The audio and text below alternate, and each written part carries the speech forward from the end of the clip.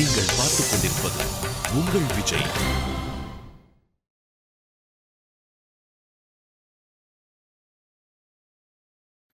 இப்ப எல்லா உண்மையும் தெரிஞ்சிருச்சு அத்தை.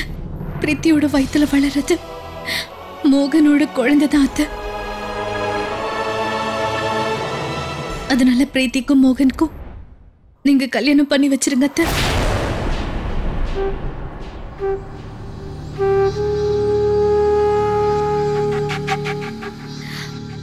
இந்த தப்ப சரி பண்றதுக்கு இது தவிர நம்ம கிட்ட வேற வழியே கிடையாது.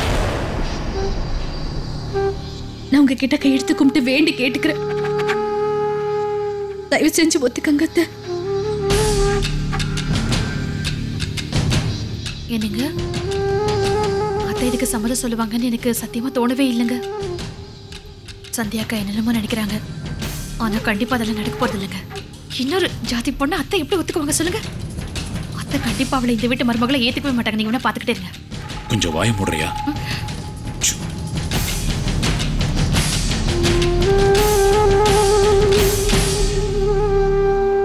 சரி சந்தியா,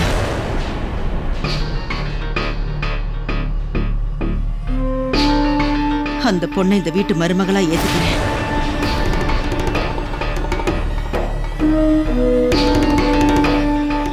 நான் பெத்த புள்ள செஞ்ச இந்த தவறால இன்னைக்கு நான் அவமானப்பட்டு தலை குனிஞ்சு நிக்கிறேன். எனக்கு தெரிஞ்சு இதுல இருந்து என்னால மீண்டு வர முடியுமான்னு எனக்கு தோணல. ஆரம்பத்துல இருந்தே அந்த பொண்ணு சொன்னதுதான் பொய்ன்னு நான் சொல்லிக்கிட்டு இருந்தேன். நான் அந்த பொண்ணோட வளர்ப்பு தான் சரியில்லைன்னு நினைச்சுக்கிட்டு இருந்தேன். ஆனா நான் பெத்த புள்ள இவ்ளோ மோசம்னு நான் நினைக்கவே இல்லை. இப்ப வரைக்கும் யாரா இருந்தாலும் அவங்கள ஒரு தடவை பார்த்தா கூட அவங்கள பத்தின உண்மையை தெரிஞ்சுக்குவேன். ஆனா இன்னைக்கு நான் பெத்த புள்ள அவனை பத்தின உண்மையை என்னால தெரிஞ்சுக்க முடியலையே.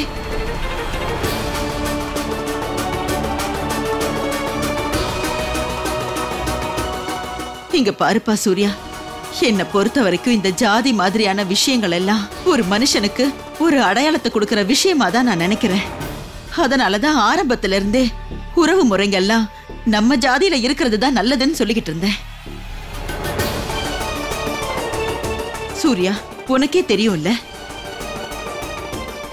சூடான எண்ணெயில ஒரு சொட்டு தண்ணிய போட்டா கூட அந்த எண்ணெய் வெளியே சிதறிடும். அப்புறம் நம்ம கை மேல ஒரு தழும்பையோ விட்டுட்டு போயிடும். ஏன்னா எண்ணெய்க்கும் தண்ணிக்கும் ஒத்து வராது. ஆனா இந்த பொண்ணு வேற ஒரு மதத்தை சேர்ந்தவ. அவளை இந்த குடும்பத்துக்குள்ள ஒரு மருமகளை ஆக்கி கூட்டிட்டு வந்தோம்னா நம்ம குடும்பம் பிரிஞ்சு போயிடுமோன்னு நான் பயந்துகிட்டு இருந்தேன்.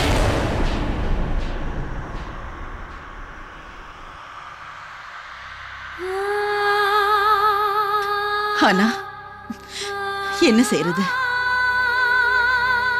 என் புள்ள இதை தவிர எனக்கு வேற எந்த வழியையும் விட்டு வைக்கலையே. என்னோட வளர்ப்பு, அவனுக்கு சொல்லி கொடுத்த நல்லது, இது வரைக்கும் அதையெல்லாம் ரொம்ப பெருமையா நினைச்சுக்கிட்டு இருந்தேன். ஆனா இன்னைக்கு எல்லாமே போயிடுச்சு. எனக்கு இனி எந்த பெருமையும் கிடையாது.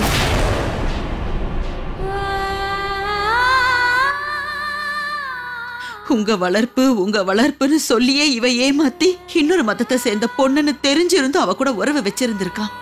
இவன் நம்ம குடும்பத்தோட மானம் மரியாதை எல்லாத்தையும் அடியோட கெடுத்துட்டான்.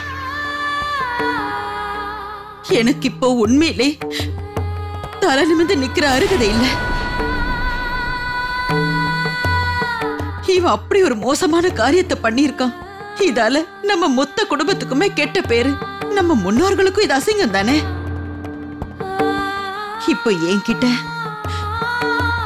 இதை தவிர வேற எந்த வழியும் கிடையாது.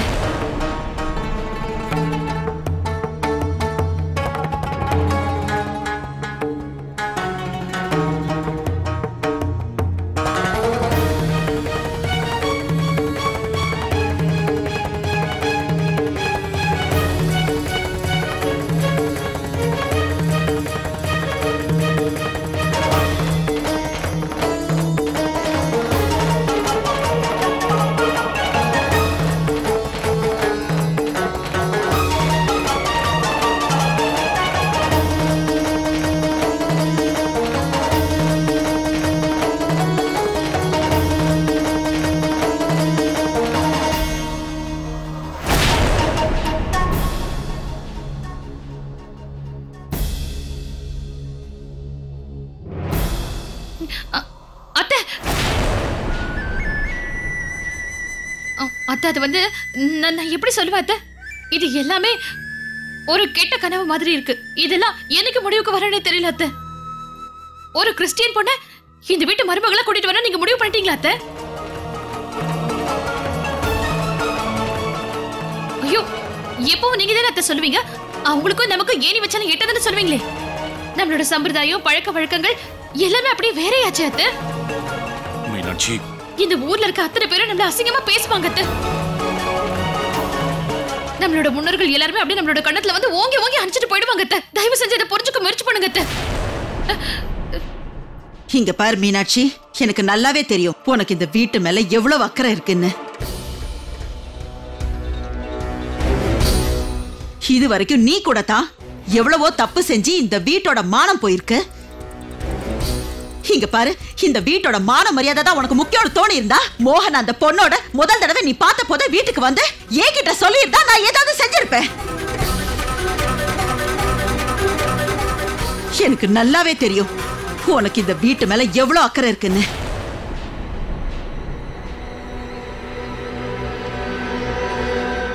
அத்தை,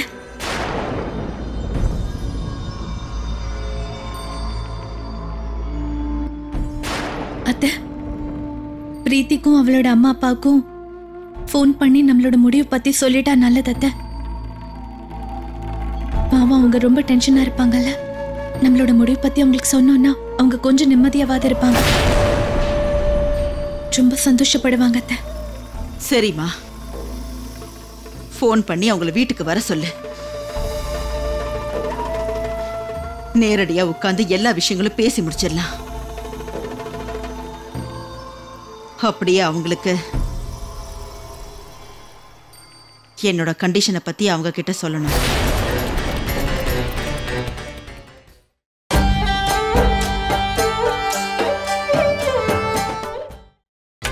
நீங்கள் பார்த்துக் கொண்டிருப்பது உங்கள் விஜய்.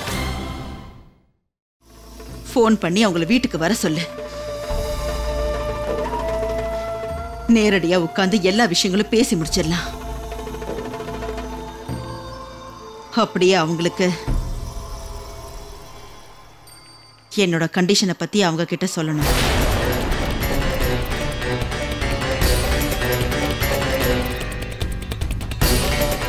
கண்டிஷனா?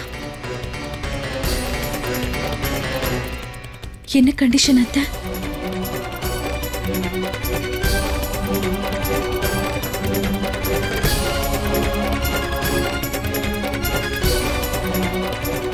இங்க பாரு சந்தியா, என் பையன் பண்ணியிருக்கிறது பெரிய தப்புன்னு எனக்கு தெரியும். அதனாலதான் இந்த கல்யாணத்துக்கே நான் சம்மதம்னு சொல்லியிருக்கேன். ஆனா ஒரு விஷயத்த நீ புரிஞ்சுக்கணும். இந்த வீட்டோட மானம் மரியாதை அப்புறம் நம்மளோட பழக்க வழக்கங்களை எல்லாம் நான் விட்டு கொடுத்ததா நீ நினைக்க வேண்டாம். இங்க பாரு சந்தியா, நீ பிரீத்தியோட மொத்த குடும்பத்துக்கிட்டையும் பேசி ஆகணும். அவங்கள சம்மதிக்க வைக்கணும். கல்யாணத்துக்கு முன்னாடி பிரீத்தி அவளோட மதம், குடும்பம், அவளோட பேரு, அம்மா அப்பா எல்லாத்தையுமே விட்டுட்டு நம்ம வீட்டுக்கு வரணும். நிரந்தரமா இங்க வந்துடணும்.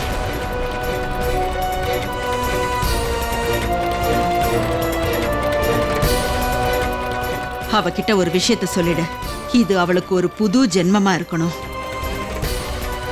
ஒரு அனாதையான இந்து பொண்ணாதான் அவ இங்க வாழணும்.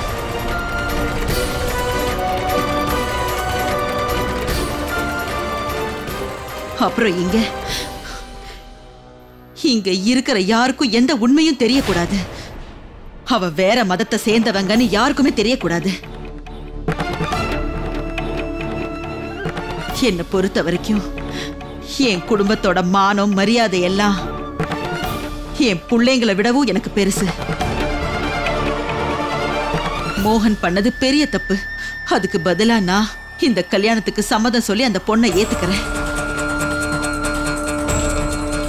ஆனா என் வீட்டு மருமக எப்படி இருக்கணுமோ அந்த பொண்ணு அந்த மாதிரி தான் நடந்துக்கணும்.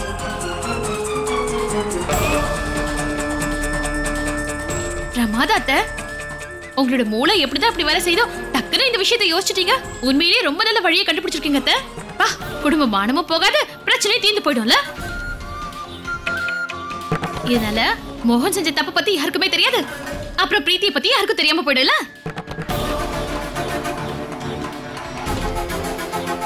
உண்மைதான் சரோஜா, நீ எடுத்திருக்க முடிவு சரின்னு எனக்கு தோணுது. நான் ரொம்ப பயந்துகிட்டு இருந்தேன். இப்படி எல்லாம் நடந்ததுக்கு அப்புறம் எல்லாரும் முன்னாடியே எப்படி போய் நிக்கிறதுன்னு யோசிச்சுக்கிட்டு இருந்தேன். எல்லாரும் திட்டுவாங்களோன்னு பயந்தேன். நீ சொல்றத கேட்கும் போது பிரச்சனை எதுவும் வராது, எல்லாமே சரியாயிடும்னு தான் எனக்கு தோணுது.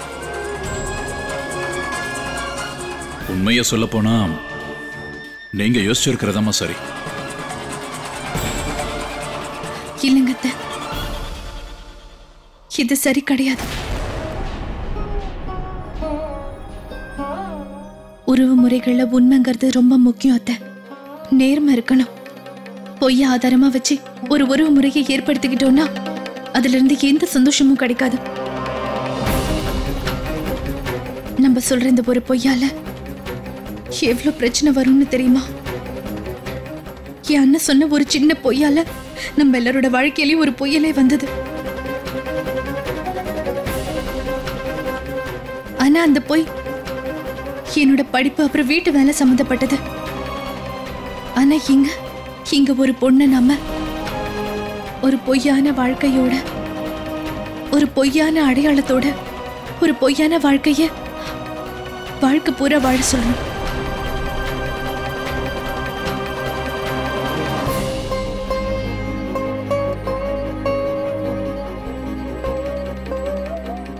சந்தியாக்கா, நீங்க வேணும்னா ஒரு தடவை போய் கேலண்டர் எடுத்து பாத்துக்கிறீங்களா? இப்ப நடந்துகிட்டு இருக்கிறது கலியுகம், அதை மறந்துடாதீங்க. இது எல்லாமே இந்த கலியுகத்தோட மாயதான். இந்த உலகத்துல வாழணும்னா போய் சொல்றதை தவிர நமக்கு வேற வழியே இல்ல. போய் தான் சமயத்துல எல்லாரையும் காப்பாத்தும். அதே மாதிரி யாராவது ஏதாவது பேசினாங்கன்னா அவங்களை எதிர்த்து பேசவும் நமக்கு தைரியத்தை கொடுக்கும். அத்தை சொல்றது ரொம்ப நல்ல வழி. இதனால நமக்கு எந்த பிரச்சனையும் வராது, வெளியே யாருக்கும் எதுவும் தெரியாது. இப்படி போய் சொன்னா மட்டும் அந்த பிரீத்திக்கு என்ன ஆக போகுது? அவ அடையாளத்தை தானே மாத்திக்க போறா. நீங்க என்னடா பிடிவாதமா பேசுறீங்க? சந்தியாக்கா கல்யாணத்துக்கு அப்புறம் எல்லா பொண்ணுங்களும் தன்னோட பழைய வாழ்க்கை மறந்துதான் போகணும். அவ மட்டும் என்ன பெரிய மகாராணியா? அப்படி என்ன உங்களோட அடையாளம் மாறப்போகுதுன்னு நீங்க அவ்வளவு பிடிவாதமா பேசிக்கிட்டு இருக்கீங்க? உங்களுக்கும் இது நல்லது தானே? உங்களோட ஃப்ரெண்டு தானே அவ இந்த வீட்டுக்கு வரட்டும். நல்ல சந்தோஷமா இருங்க நீங்க ரெண்டு பேரும் சேர்ந்து. அப்படியெல்லாம் எதுவும் கிடையாது மீனாட்சி. முதல்ல ஒரு விஷயத்தை நல்லா புரிஞ்சுக்க. அந்த அடையாளத்தை ஆதாரமா வச்சுதான் அவ இந்த நிமிஷம் வரைக்கும் வாழ்ந்துட்டு இருக்கா. அந்த அடையாளத்தை அவகிட்ட இருந்து வாங்க போறோம். அவளோட அப்பா அம்மாவை, அவளோட மதத்தை அவகிட்ட இருந்து பிரிக்க போறோம்.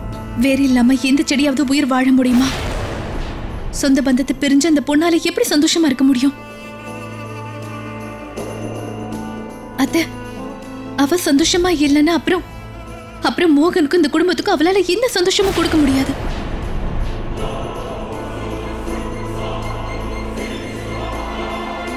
தயவு செஞ்சு என்ன மன்னிச்சிருங்க அத்தை. ஆனா நான் பிரீத்தி கிட்ட இதை பத்தி எல்லாம் பேசவே முடியாது.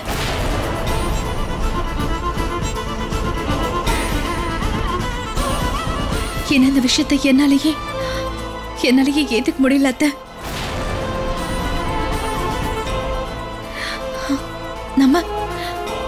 நம்ம கல்யாணத்தை பத்தி பேச போறோமா இல்ல இந்த பிரீத்திக்கு தண்டனை கொடுக்க போறோமா?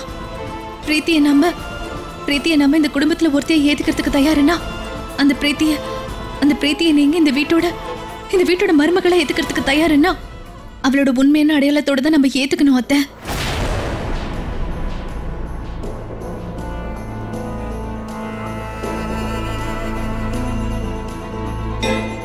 உன்னோட விருப்பம் என்ன சந்தியா? நீ சொன்ன பேச்ச கேட்டு அந்த பிரம்மன் இந்த சமூகத்துக்கு புது சட்ட திட்டங்களை எழுதி கொடுக்கணும்னு சொல்றியா? உலகம், ஜாதி, உறவு எல்லாத்தையும் மறந்து நம்மளால எப்படி தனியா வாழ முடியும்னு நினைக்கிறேன். நம்ம கூட யாரும் பேசவும் மாட்டாங்க, நம்ம இருக்கோமா இல்லையான்னு கண்டுக்கவும் மாட்டாங்க, தெரியுமா? இங்க பாரு, நாளைக்கு என்கிட்ட வந்து யாராவது கேள்வி கேட்டா நான் என்ன பதில் சொல்வேன்? என்ன சொல்லட்டும்? நம்ம ஜாதி பொண்ணுங்க யாரும் உயிரோட இல்லைன்னு சொல்லணுமா என்ன? எங்க ஜாதியில எந்த பொண்ணும் இல்ல, அதனால வேற ஜாதியில இருந்து பொண்ணை எடுத்துட்டோம்னு சொல்லணுமா? அப்புறம் என்ன பதில் சொல்ல? என்னோட பிள்ளைக்கு மாப்பிள்ளை ஆகிறதுக்கு ஆசை இல்ல, அதனாலதான் அப்பா வாயிட்டான்னு எல்லார்கிட்டயும் சொல்லணுமா?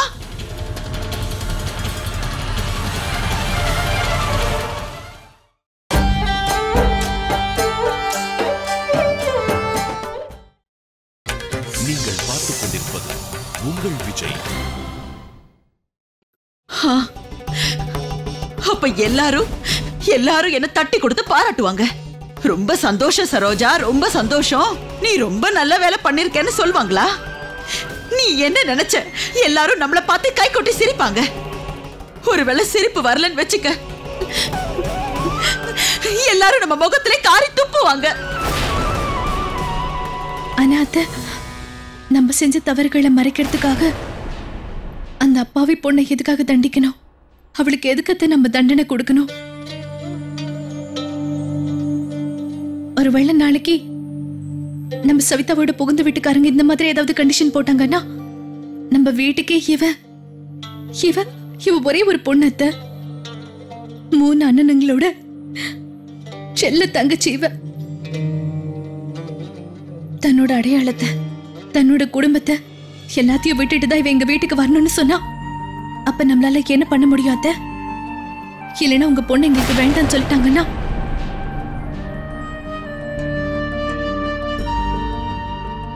அப்ப நம்ம அவங்க சொன்ன கண்டிஷனை ஏத்துக்க முடியுமா அத்தை? நம்மளால முடியாதுல்ல அத்தை. சமூகங்கிறது நம்மளால உருவாக்கப்பட்டது, சமூகத்தால நாம உருவாக்கப்படல. சமூகத்துக்காக மட்டும் இல்ல, யாருக்காகவும் நம்மளோட சந்தோஷத்தை விட்டு தர வேண்டாம் அத்தை. சமூகத்தை விட முன்னாடி வரவன் மனுஷன்தான். நம்மளோட குடும்பம் தான் அத்தை நமக்கு முக்கியம். நம்மளோட சௌகரியத்துக்காக தானே சமூகத்தை உருவாக்கணும். ஒருவேளை நாளைக்கு இதே சமூகம் நம்ம கிட்ட வந்து நம்மள கைதி ஆக்கிடுச்சுன்னா எப்படி?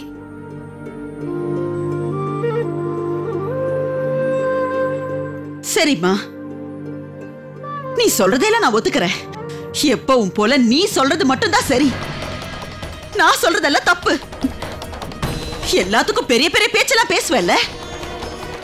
சரி, நீ இதே தைரியத்தை இந்த சமூகத்துக்கு முன்னாடி காட்டு.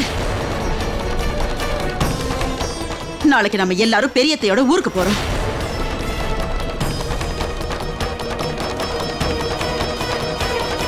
அத்தையோட 50வது கல்யாண நாள் வரப்போகுது.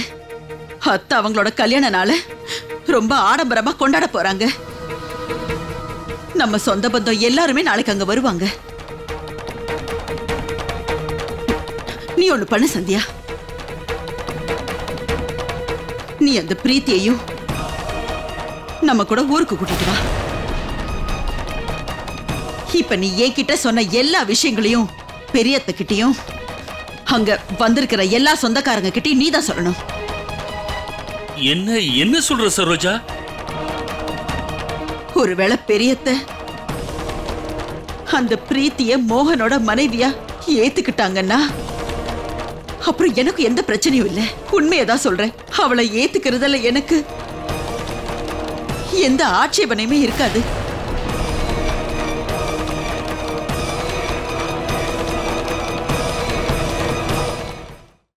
என்னத்த இப்ப நீங்க என்னதான் சொல்ல வரீங்க? சூரியன் இன்னைக்காவது வடக்கு பக்கமா உதிக்க முடியுமா? பெரியத்துக்கிட்ட இந்த விஷயங்கள் எல்லாம் சொல்லி நீங்க அங்க பெரிய பிரச்சனை உண்டாக்க பாக்குறீங்களா? முதல்ல அவங்க அந்த பொண்ணு நம்மளோட ஜாதியா இல்லைன்னு பார்த்து அதுக்கப்புறம் தான் கல்யாண பேச்சையே ஆரம்பிப்பாங்க. அப்படி இருக்கும்போது பிரீத்தி அவங்க எப்படி ஏத்துப்பாங்க அத்தை?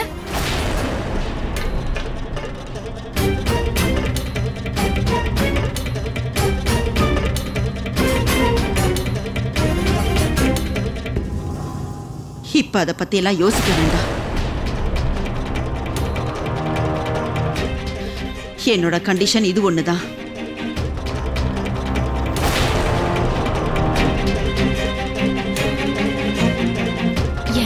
ஒருவேளை சந்தியா கையில எல்லாம் ஃபெயில் ஆயிட்டாங்கன்னா அதுக்கப்புறம் இதை நீங்க அவங்களோட முதல் தவறா எடுத்துப்பீங்கல்ல?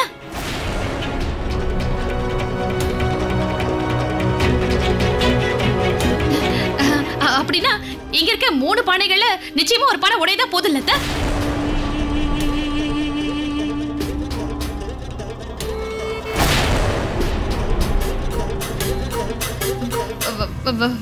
வந்து பானையை வச்சு ரொம்ப நாளாச்சுல, அதான் அப்படி சொன்னேன். அதுவும் இல்லாம 3 தவறுகளை பத்தி எல்லாருமே மறந்து போயிருப்போம் நினைக்கிறேன். மாட்டி விடுறாளேவா?